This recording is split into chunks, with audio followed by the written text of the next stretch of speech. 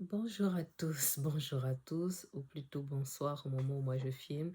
Je suis Claude Poulibombogo. Avant ça, ça commence bien. Je suis fatiguée, mais ça va aller. Bienvenue sur Klebs Experiences. Je suis Claude Poulibombogo, avocate au barreau de Poitiers, médiatrice inscrite à la Cour d'appel de Poitiers ainsi qu'au Centre national de médiation des avocats et associée de la CELAL Club Avocat Médiateur. Dans le cadre de mon activité, j'interviens dans différents domaines qui sont les suivants: le droit pénal, le droit civil de la famille et du patrimoine et enfin le droit des affaires. Sur cette chaîne YouTube, je vous partage différents contenus qui sont en lien avec le droit de manière générale, l'entrepreneuriat, la foi, la mode, le luxe, le lifestyle. Aujourd'hui, en fait, comme vous l'avez lu, je vais essayer d'être efficace parce que je ne souhaite pas forcément filmer longtemps. Je suis très fatiguée, puis ma gorge a un petit peu pris un coup, donc je voudrais essayer d'être efficace. Donc aujourd'hui, vous l'avez lu dans l'intitulé nouvel épisode de Chichen Club. Normalement, c'est le quatrième en avance que j'ai intitulé La violence chez les mineurs et la réponse pénale. Avant de rentrer dans le vif du sujet, je vais vous parler du coup du concept parce que comme vous le savez, les vidéos Chichen Club, ce sont des vidéos que je souhaite publier ici tous les mercredis, je crois, à 20h. Et le concept en fait s'inspire d'un mode de prédication de l'apôtre Mohamed Sanogo qui s'intitule Teach and Pray et qui consiste en fait dans le fait de parler, d'enseigner en fait, de faire une prédication et de prier en fait, donc les deux en même temps en alternance. Donc l'idée pour moi ici c'est dans le Teach and Club, c'est de vulgariser du coup des notions de droit, de donner mon avis d'avocat et tout en faisant en fait un focus sur un sujet d'actualité. Donc voilà en fait le concept et je vous ai indiqué du coup la fréquence de publication. Donc dans cet épisode, je vais donc vous parler, comme vous l'avez vu, de la violence en fait chez les mineurs et il y a pas mal de sujets d'actualité. Je vais faire en fait, je vais essayer de rester focus uniquement sur la violence physique et de manière précise tout ce qui est meurtre, assassinat. Et comme ça me permet de laisser de côté tout ce qui est violence sexuelle parce que je pense que j'aurai peut-être l'occasion à une autre reprise de parler des questions de viol chez les jeunes. Et peut-être dans un troisième temps, j'apprécierais, peut-être dans un troisième temps, je traiterai de la question peut-être des mineurs et des trafics de produits stupéfiants. Voilà, donc ça, ce sera peut-être pour une toute autre vidéo, mais aujourd'hui, je veux vraiment parler de la violence et de la réponse pénale. Pour être honnête, c'est une vidéo que je voulais déjà faire il y a un certain temps parce qu'il y a un projet de loi qui est dans les tuyaux depuis... depuis quelques semaines maintenant, mais pareil, je vais vous en reparler. Et là, je vais pas mal documenter cette vidéo, donc vous aurez plein de captures d'écran de part et d'autre de ceux dont je parle. Donc, je voulais en fait en parler à ce moment-là, mais après, il y avait eu, bon, d'abord, il y a eu le décalage et ensuite, il y a eu l'affaire Matisse qui m'a semblé devoir passer en priorité parce que je pense que nous devions tous en fait parler d'une seule voix pour que les choses bougent. Voilà, donc c'est pas ça en priorité. Et entre-temps, il y a eu du coup une nouvelle actualité malheureuse qui m'a obligée en fait à revoir mon calendrier et avancer en fait cette question-là sur, sur la question des violences. Donc dans un premier temps, je vais vous parler du coup de deux, trois actualités concernant les mineurs. Je vais vous dire un petit peu quel est l'état du droit. Je vais vous parler de ce projet de loi qui est dans les tuyaux et qui suscite une inquiétude, notamment au niveau du Conseil national des barreaux. Et je vais vous donner enfin mon avis d'avocat sur tout ceci. Donc, j'espère pouvoir le faire de manière assez succincte parce qu'il faut que je débauche. Donc, ce qui, en fait, suscite, on va dire, mon intervention un peu plus rapide sur le sujet, c'est le meurtre, en fait, jeudi, non pas jeudi dernier, le 10 juin dernier d'une surveillante, en fait, dans un collège. Je fais une parenthèse sur un point. Petit disclaimer, le sujet est relativement sensible. Le sujet est relativement sensible et on parle quand même de personnes qui ont perdu la vie. Donc, si pour vous, c'est un sujet qui est difficile, pour X ou Y raison, donc naturellement, vous ne suivez pas. Vous ne suivez pas forcément la vidéo si ça doit vous remuer.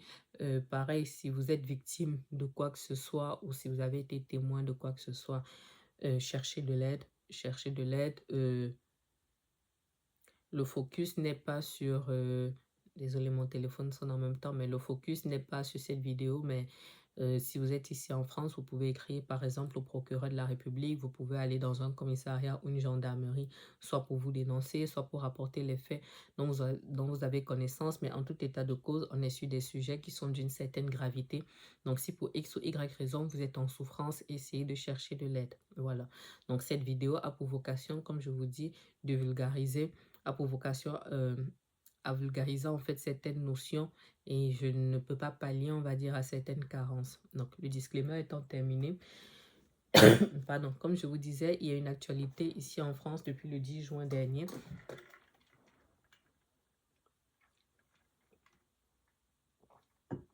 Désolée, ma copine Stanley n'est jamais très loin pour pouvoir s'y gratter un petit peu. Donc, c'est cette surveillance-là, cette surveillante-là, en fait, qui a été tuée à l'arme blanche par un collégien de 14 ans à Nogent. Donc, il a été placé en garde à vue. Là, je suis en train de relire, en fait, l'article lorsque je vous parle. Donc, il lui a asséné plusieurs coups de couteau. Il lui a asséné plusieurs couteaux et la dame est décédée. Elle avait 31 ans. Elle laisse un enfant de 4 ans. Et ça m'a interpellée parce que je trouve en fait que, j'avais pu constater déjà en tant qu'avocat pénaliste que on a de plus en... Non, en fait, je constate des choses en tant qu'avocat pénaliste, mais aussi en tant que citoyenne. Je trouve qu'il y a une banalisation de la violence chez les jeunes qui est extrêmement inquiétante, en fait, qui est vraiment très, très inquiétante. Et on en voit encore et encore. Et on a l'impression, je sais pas si je peux dire on a l'impression qu'il n'y a pas de remise en question. C'est pas tellement ça, c'est qu'on a l'impression que les jeunes ne réalisent pas. On a l'impression que les jeunes ne réalisent pas. Et je viens d'ailleurs de penser à une vidéo qu'a faite l'humoriste qui s'appelle Saga Love. Je vais essayer de vous mettre là... peut-être juste une capture d'écran. Voilà, je vais peut-être faire ça. Je vais mettre une capture d'écran de sa vidéo. Vous pourrez partir sur sa page, en fait, regarder pour qu'il y ait en fait comme un sursaut collectif parce qu'au-delà de la réponse légale, il doit en fait avoir un sursaut collectif parce que je pense que chacun à son niveau peut agir. Chacun à son niveau peut faire quelque chose. Il y a une vulgarisation. Vous allez voir pour un oui ou pour un non, que ce soit les rixes entre les jeunes, que ce soit des jeunes qui poignardent en fait... euh, des personnes en fait littéralement pour rien. Et il y a aussi, je trouve, comment dirais-je, une banalisation de la violence, mais surtout il n'y a plus de respect en fait de la hiérarchie ou de l'autorité. Je ne vais pas ouvrir ici la question des violences, euh, je ne vais pas ouvrir ici la question des jeunes et des forces de l'ordre parce que il y a des problématiques tant du côté des jeunes que du côté des forces de l'ordre avec la question des violences policières. Donc je ne vais pas ouvrir ça ici, c'est une grosse boîte de Pandore, mais moi, je fais partie en fait des personnes qui sont quand même inquiétées, d'autant plus que pour ce jeune-là, on vous dit en fait que le jeune était sorti avec un couteau de cuisine et il n'a pas vraiment de remords, si vous voulez. Il ne réalise pas. Il ne réalise pas. Donc là, au niveau du gouvernement, je vous mets là les captures d'écran entre ceux qui parlent de la question des politiques de sécurité, ceux qui parlent du fait de ne plus pouvoir vendre des armes blanches, pardon, aux jeunes d'un certain âge. Bon, pour moi, je pense que ça n'a pas d'intérêt à ce stade, hein, puisque dans tous les cas, malheureusement, mais dans tous les cas, euh, un jeune qui veut poignarder, il prend l'arme chez lui, quoi. C'est-à-dire, il prend le couteau, il prend un couteau de cuisine chez lui, si vous voulez. Donc, moi, je pense en fait que certes, il faut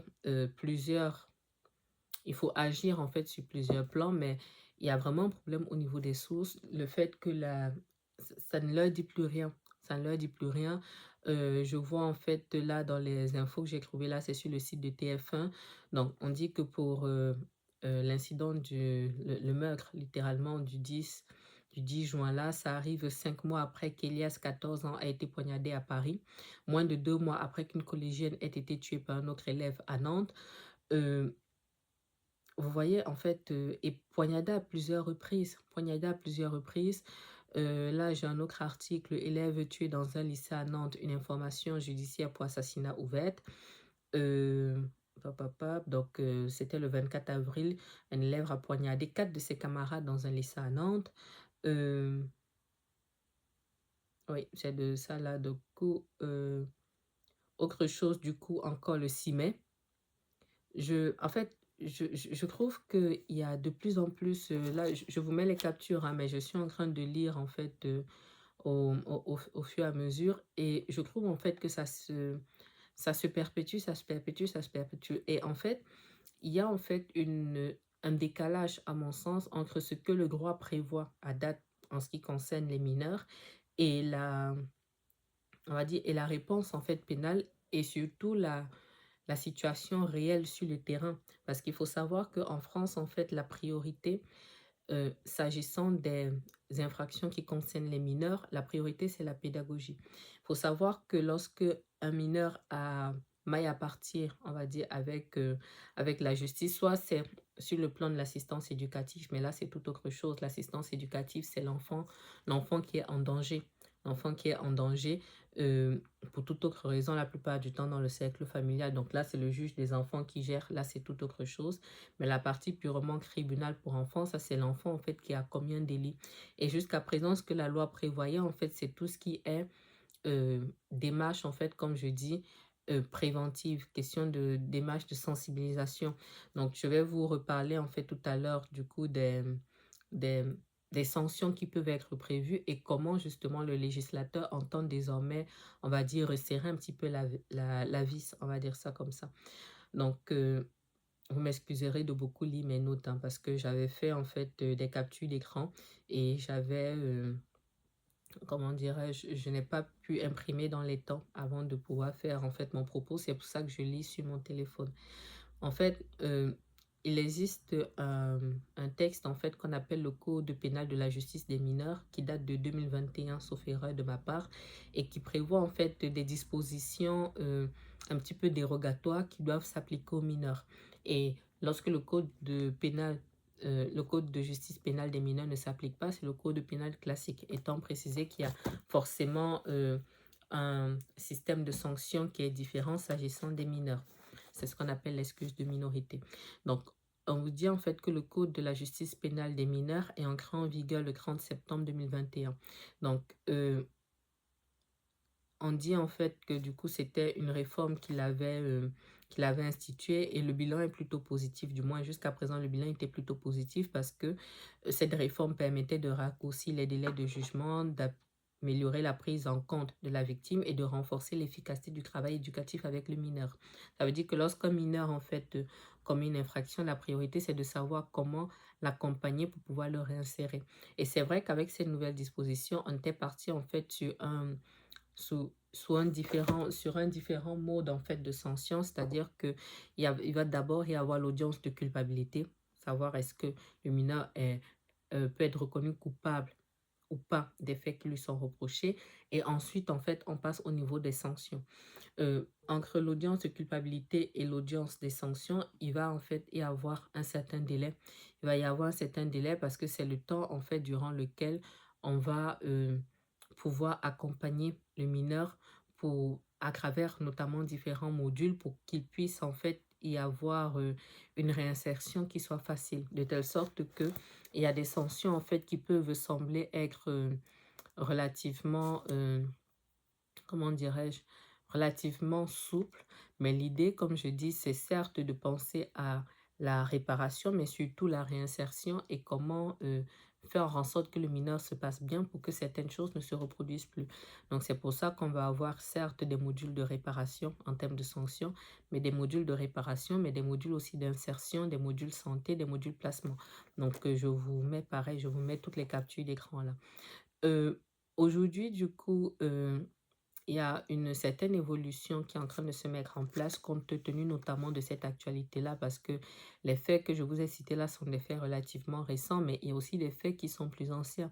Je vous mettrai par exemple là des captures d'écran de faits qui datent de 2021 et même au moment où je vous parle, il y a des cours d'assises en fait des mineurs qui ont lieu ces dernières semaines qui impliquent des mineurs, comme je dis, pour des histoires de meurtre. Et on se dit, quand un enfant à 14 15 ans est déjà auteur de meurtre, j'en reparlerai à la fin, mais il entraîne en fait toute sa famille. Il y a lui, il y a la famille de la victime qui est brisée, mais il y a sa famille à lui-même aussi qui est brisée. Et je pense que les jeunes, en fait, maintenant ne le réalisent pas forcément.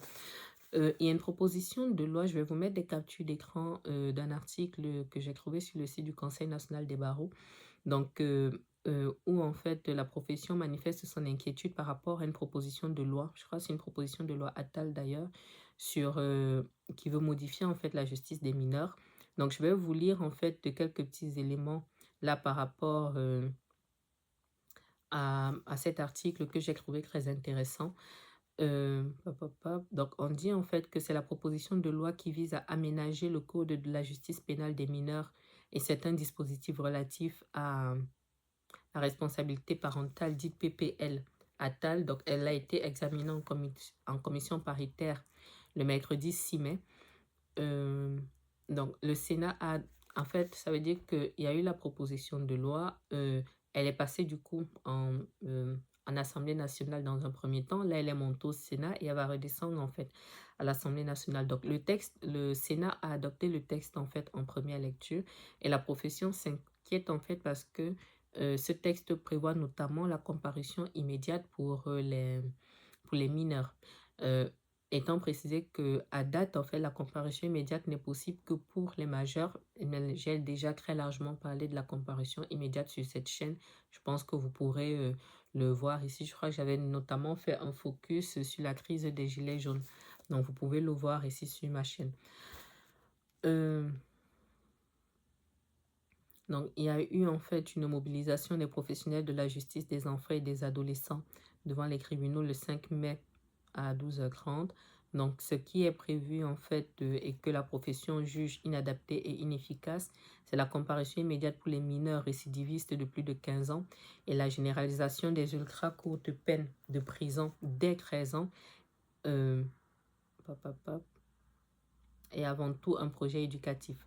Donc, il y a ça du coup que la profession trouve inefficace en indiquant en fait qu'il faut un maximum de moyens humains et matériels et en indiquant que la justice a besoin de plus de personnel, de plus de juges et plus de personnel de greffe, en indiquant que la prévention passe aussi par un renforcement des équipes d'éducateurs de la protection judiciaire de la jeunesse, donc la PJJ, les services sociaux de proximité, la santé scolaire, la psychiatrie infantile. Donc, il est prévu aussi la rétention d'enfants dans des commissariats ou des locaux de police en vue d'un transfert en centre éducatif fermé en cas de suspicion de non-respect d'une mesure éducative et l'assignation à résidence sous bracelet électronique dès l'âge de 13 ans. Ah, ça, c'est chaud, ça. Moi, j'avais vu, en fait, de ce que j'avais survolé avant de préparer ce petit enregistrement. Moi, j'avais vu effectivement la question de la comparution immédiate. Ça, je l'avais vu, mais je n'avais pas vu en fait le reste. J'avais vu aussi les sanctions par rapport aux parents. Donc, je vais en reparler après, le durcissement des sanctions pour les parents dits absents ou défaillants. Mais d'abord, pour terminer sur la question du bracelet, donc moi, je vous disais que je n'avais pas vu cette disposition. Et ce que le CNB dit, c'est que ces dispositifs ne garantissent pas davantage de sécurité. Les mineurs ne sont à l'origine que de 14% des crimes et délits constatés, quand 86% des actes de délinquance sont le fait d'adultes. Donc, assimiler la réponse pénale faite aux mineurs sur celle des majeurs est un contresens juridique, scientifique et sociologique. Le mineur n'est pas un adulte en réduction, mais un individu en construction. Donc, par la suite, du coup, parmi les propositions de ce texte de loi, il y a le durcissement des sanctions pour les parents dits absents et défaillants. Donc, et le CNB rappelle en fait que des peines lourdes existent déjà en cas de défaillance grave dans l'exercice des responsabilités parentales. Et ils indiquent en fait que ce qu'il faut, c'est renforcer l'aide à la parentalité et intervenir en cas de prévention dès les premiers signes d'alerte, dès les premiers signaux d'alerte, pardon. Une remise en cause radicale des principes d'atténuation de responsabilité de la peine applicable aux mineurs, conduisant à juger désormais un mineur comme on jugerait un majeur en méconnaissance totale de la spécificité de la justice appliquée aux mineurs. Et ils disent enfin que une telle inversion des principes serait contraire au droit des enfants posés par les engagements internationaux de la France. Ok, donc là j'ai survolé, mais dans tous les cas, je vous mets les captures d'écran. Je vous donne un petit peu de base légale et après, du coup, je vais donner mon avis. Donc, Code de la justice pénale des mineurs, comme je vous disais. Donc, j'ai l'article L12-1 qui parle en fait des juridictions qui jugent en fait les enfants. Donc, les enfants ici étant toute personne de moins de 18 ans. Donc, on a le juge des enfants, on a le tribunal pour enfants, juge d'instruction spécialement chargé des affaires concernant les mineurs, juge des libertés de la détention chargé spécialement des affaires concernant les mineurs, cour d'assises des mineurs, chambre spéciale des mineurs de la cour d'appel, chambre de l'instruction spécialement composée en matière d'affaires concernant les mineurs. Ensuite, en fait, on a un panel de sanctions qui sont prévues pareil par le Code de la justice pénale des mineurs, étant précisé, comme je vous dis, que en fait, ce sont des dispositions, on va dire, d'exception, de telle sorte que lorsque on a besoin de textes qui ne sont pas prévus par ce code-là, on se rabat sur le code pénal et on va appliquer en fait tout ce qui concerne les atténuations concernant les mineurs, étant précisé que pour le moment, en dessous de 13 ans n'est pas accessible à une sanction pénale. Donc, l'article L111-1 du Code de la justice pénale des mineurs indique du coup que les mesures éducatives qui sont encourues par un enfant ou un adolescent à titre de sanction sont notamment l'avertissement judiciaire et la mesure éducative judiciaire. Donc, je suis là parce qu'il y a plein de choses. Donc, les différents modules, comme je vous disais, on a le module d'insertion, le module de réparation, le module de santé, le module de placement. Hop, hop, hop. Donc ça, c'est dans le cadre de la mesure éducative et judiciaire qui est en fait un accompagnement individualisé. Je vous mets le texte là, c'est L112-2. Donc accompagnement spécialisé du mineur construit à partir d'une évaluation de sa situation personnelle, familiale, sanitaire et sociale. Donc en fonction en fait du besoin du mineur, le juge en fait doit prononcer le module qui lui semble adapté à la situation de l'enfant. Donc l'idée étant, comme je le dis, de le remettre en fait en état, qu'il prenne conscience de ce qu'il a causé en fait comme tort, mais qu'en priorité, qu'il puisse en fait, qu'on puisse l'accompagner en fait dans sa construction. Maintenant, mon avis. Maintenant, mon avis pour ne pas être très longue dans cette vidéo. Mon avis est mitigé. Mon avis est mitigé. Je vais donner ici, on va dire, mon avis de citoyenne et mon avis d'avocat. Mon avis est mitigé parce que, en tant que citoyenne, il est particulièrement clair qu'il y a une recrudescence, comme je le disais en propos liminaire, il y a une recrudescence de violence. Il y a une banalisation de ces violences-là. Je crois que c'est vraiment ça qui est très, très inquiétant. Et moi, je rajouterais qu'il y a une perte de valeur. Il y a une perte de valeur. Vous savez, moi, je suis issue d'une certaine éducation, on va dire ça comme ça, une certaine éducation qui prône un certain niveau de respect et qui fait en sorte que, autant, comment dirais-je, il y a quelques années, il pouvait y avoir des jeunes qui faisaient un petit peu n'importe quoi et qui étaient notamment violents, puisque je suis sur la question des violences uniquement, et qui pouvaient être violentes, des personnes qui pouvaient être violentes. Donc ça, oui, mais une telle proportion n'était pas visible. Donc je pense que les causes peuvent être multiples. Donc il y a certes effectivement les réseaux sociaux qui font en sorte que, comme je dis, on banalise beaucoup de choses. En fait, on voit beaucoup, beaucoup plus de choses et les jeunes sont confrontés à beaucoup d'images de violence qu'ils banalisent. Lorsque on a en fait, par exemple, des situations de guerre à gauche, à droite, qu'on a les images de corps qui circulent sur les réseaux, qu'on peut qu'on peut harceler, entre guillemets, relativement facilement, même s'il y a des choses qui sont mises en place maintenant pour gérer ça. Non, en fait, il y a beaucoup de choses comme ça qui permettent, qui en fait, banalise un certain nombre de choses. Pour moi, il y a forcément, on peut pas l'exclure, il y a forcément un loupé du côté des parents. Après, mon propos ici n'a pas vocation à juger qui que ce soit, puisqu'en réalité, même au niveau des parents, les raisons peuvent être multiples. Mais la réalité, c'est quand même il y a des loupés au niveau des parents. Et pour moi, il y a des loupés quand même au niveau de la société. Au-delà même de la partie législation, en termes de société, je pense qu'on a tellement voulu démocratiser certaines choses que pour moi, ça a viré au laxisme. Et comme on est dans une dynamique de laxisme, on est maintenant dans une situation opposée où on a du mal à régresser les choses. Euh, donc, moi, je suis de ceux qui pensent que en l'état, euh, il faut effectivement modifier les textes. J'essaie de bien choisir mes mots parce que la question est vraiment sensible. Il faut effectivement modifier les textes. Certes, la prévention reste toujours un socle, mais la prévention, à mon sens, aujourd'hui, ne devrait plus avoir la même place qu'elle a euh, à date. Il faut qu'il y ait plus de sanctions, il faut qu'il y ait un peu plus de répression sur certains points pour que certains jeunes réalisent en fait que la vie humaine est précieuse. La vie humaine est précieuse, ça n'empêche pas qu'il y ait les accompagnements adéquats. Maintenant, est-ce que je peux proposer des solutions fermes? Bien sûr que non. Bien sûr que non. C'est pour ça que j'avais beaucoup aimé la vidéo de Sagalov qui disait que euh, il n'a pas la solution. Il n'a pas la solution, mais il fait partie de ceux qui tirent la sonnette d'alarme, puisqu'en réalité, la vidéo que je fais aujourd'hui, c'est aussi une manière pour moi de tirer la sonnette d'alarme. Un jeune de 14 ans ne peut pas, peu importe ce qu'il vit dans l'établissement, il ne doit pas être mis dans des conditions dans lesquelles il se dit que le moyen de résoudre le problème, c'est de planter quelqu'un, littéralement. Parce que si ça se trouve, peut-être il ne venait pas en fait pour tuer cette étudiante. Là, je parle en fait du meurtre de ce 10 juin. Peut-être il ne venait pas avec ce couteau de cuisine pour la planter elle. Mais en tout cas, il est venu parce qu'il y avait une intention, soit de faire du mal à quelqu'un, soit de se défendre.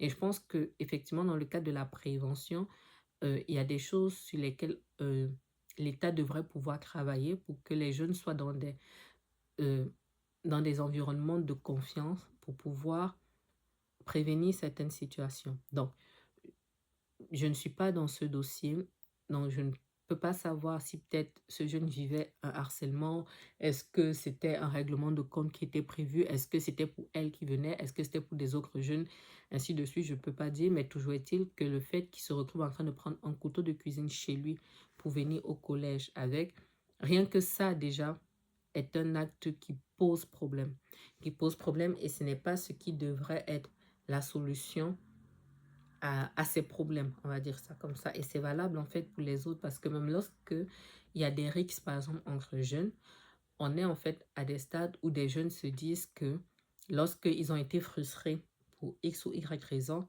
la solution, c'est la violence. La solution, c'est de se battre. La solution, c'est de passer à tabac. La solution, c'est de planter. Parce que j'aurais même envie de dire, même si je ne devrais pas être au stade de légitimer la défense, la violence, pardon, je suis même au stade où je me dis, si on est entre guillemets sur une simple bagarre entre les jeunes, ça passe. Mais lorsqu'on est au stade où il y a il y a en fait une personne qui se dit qu'il faut qu'elle sorte une arme pour pouvoir se défendre ou faire du mal à une autre personne, il y a effectivement des difficultés. On a des cellules familiales qui sont de plus en plus déséquilibrées de telle sorte que l'aide peut difficilement venir de la solution de la cellule familiale et on a des parents qui sont complètement débordés. On a un législateur, effectivement, qui doit trouver l'équilibre, même si dans les propositions que j'ai lues là, pour moi, effectivement, on est quand même dans l'excès. Moi, comparution immédiate, peut-être à 17 ans, pourquoi pas 15 ans, pour moi, ça me semble jeune, même si je suis fortement mitigée, puisque rien que dans l'exemple que je vous prends là, le meurtre qu'on a là, le jeune à 14 ans. Vous voyez, ce sont des questions en fait qui sont très compliquées. Le bracelet électronique à 13 ans, pareil, je suis mitigée. Maintenant, peut-être l'envisager euh, à partir peut-être de 16 17 ans, mais 13 ans, moi je trouve que ça fait jeune quand même. Les parents, pareil, je suis mitigée. C'est vraiment une question qui est très très compliquée parce que on voit en fait dans des dossiers des cas dans lesquels vous avez des parents qui sont complètement En fait, on a des parents qui sont complètement dépassés parce que euh, on voit très peu, ça peut exister, mais en réalité, on voit très peu de cas où les parents s'en foutent. Ça, quand même, honnêtement, c'est plutôt rare. Des parents qui s'en foutent complètement, mais la plupart du temps, on a des parents qui sont débordés, en fait, qui sont débordés et qui laissent couler.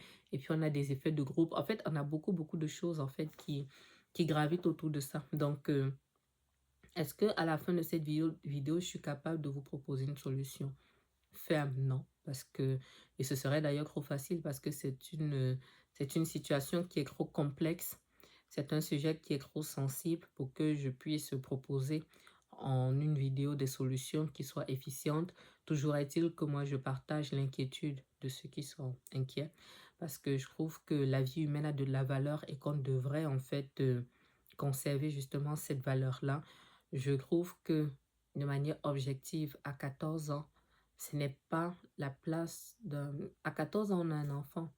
À 14 ans, se retrouver derrière les barreaux, le traumatisme est important. Il y a la famille. Il y a la famille des jeunes derrière, mais au-delà de tout, on a les victimes. Donc, j'ai une pensée ici forcément pour cette surveillante-là qui part à 31 ans. 31 ans dans des souffrances qu'on peut difficilement décrire. Je pense à son enfant de 4 ans. Je pense à son enfant de 4 ans à qui il faut expliquer ça et qui ne comprendra pas, qui sera peut-être un jeune qui sera très perturbé s'il n'a pas l'aide dont il a besoin. J'ai du reflet. Qui n'a pas l'aide, s'il n'a pas l'aide dont il a besoin. En fait, c'est beaucoup de familles brisées. C'est beaucoup de familles brisées. Donc, je fais partie de ceux qui tirent la sonnette d'alarme. Pour moi, la solution est forcément multiple. On va dire ça comme ça. Il y a forcément plusieurs pistes de solution. La répression brute n'est pas la solution, naturellement et de toute évidence. Il faut forcément agir sur la prévention beaucoup plus.